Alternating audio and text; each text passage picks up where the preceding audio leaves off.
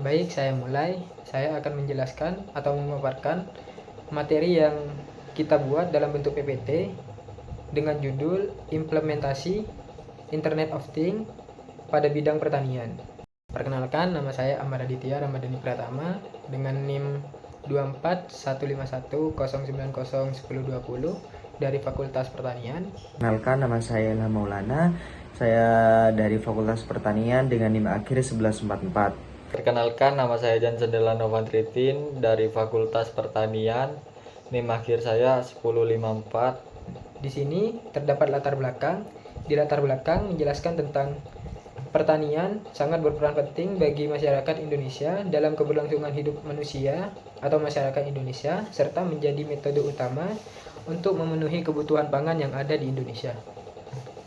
Di Indonesia, perkembangan zaman sangat melesat sehingga teknologi menuntut efisiensi dan kemudahan dalam pekerjaan sehari-hari. Di bidang pertanian telah menerapkan Internet of Things atau IoT yang sangat membantu dalam pengelolaan lahan dan menjadi aspek penting dalam pengembangan sektor pangan. Kemudian, metode penelitian yang kita dapat, yang pertama itu ada research question atau pertanyaan penelitian. Di research question ini disusun untuk mengidentifikasi masalah berkaitan dengan implementasi Internet of Things pada bidang pertanian. Yang kedua, proses pencarian.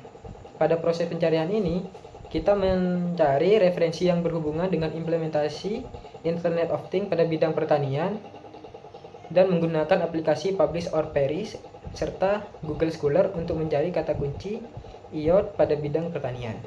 Yang ketiga, metode penelitian terakhir yaitu Quality Assessment atau penelitian kualitas. Pada tahap ini dilakukan seperti identifikasi data yang sudah dipilih, lalu dilakukan kualifikasi berdasarkan pernyataan penelitian.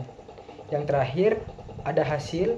Di hasil ini, jurnal yang dipilih melalui aplikasi Publish or Perish serta Google Scholar, kita menemukan atau mendapatkan jurnal yang tahun terbitnya 5-10 tahun terakhir, serta dikelompokkan berdasarkan jenis jurnal dan tahun terbit agar mempermudah dalam menganalisis data.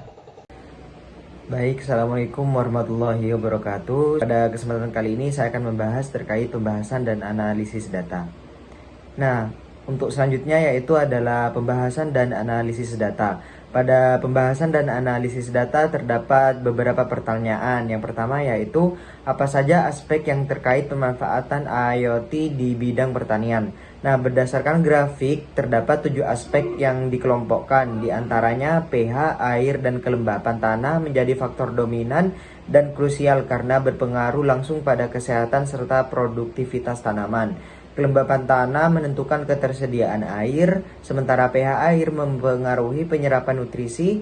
Aspek lain yang juga muncul dalam pemanfaatan IoT di bidang pertanian meliputi volume air, suhu kelembapan udara, pH tanah, dan juga pH nutrisi.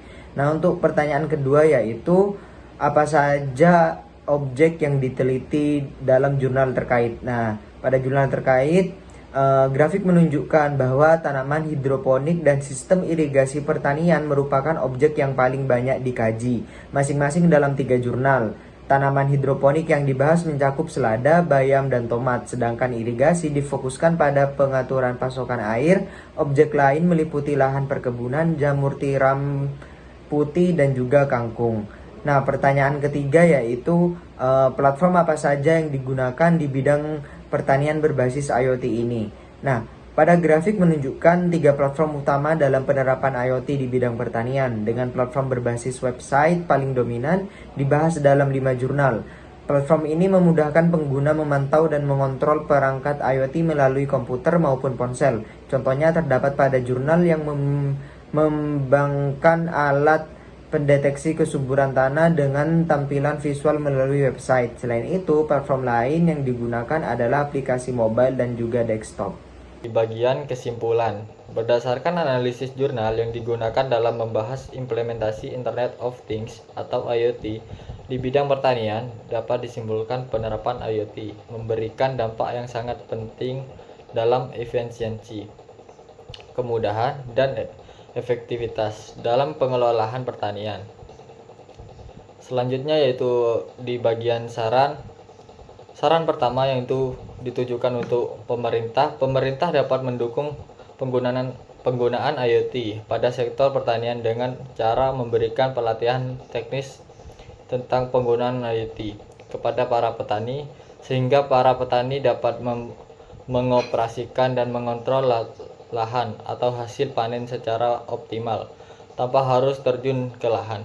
Memberikan subsidi alat IoT serta mengembangkan jaringan internet di wilayah pedesaan agar penerapan IoT dapat berjalan optimal dan merata.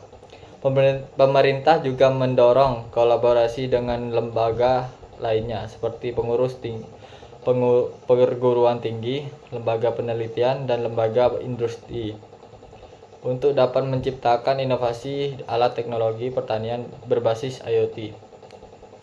Saran kedua yaitu ditujukan untuk petani.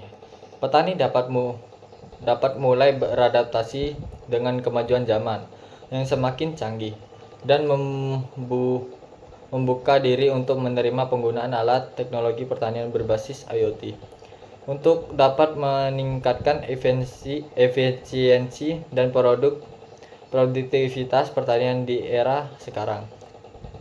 Saran ketiga yaitu ditujukan untuk mahasiswa. Mahasiswa dapat berperan sebagai agen perubahan dengan melakukan pengabdian kepada para masyarakat, khususnya petani. Pengetahuan tentang manfaat dan cara kerja IoT di sektor pertanian, serta dapat terus melakukan penelitian dan pengembangan teknologi IoT di sektor pertanian, baik dari sisi perangkat keras, perangkat lunak, maupun interaksi sistem yang mudah digunakan oleh petani.